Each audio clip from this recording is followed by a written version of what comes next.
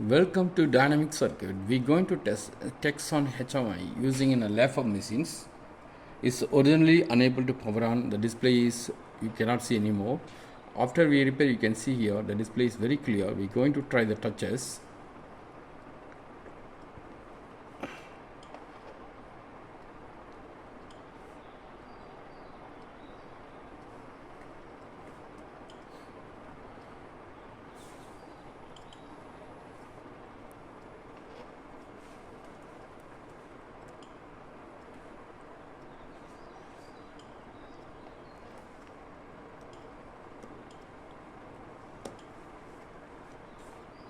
We are not yet connected that PLC, that's why you can see here there is no rating here.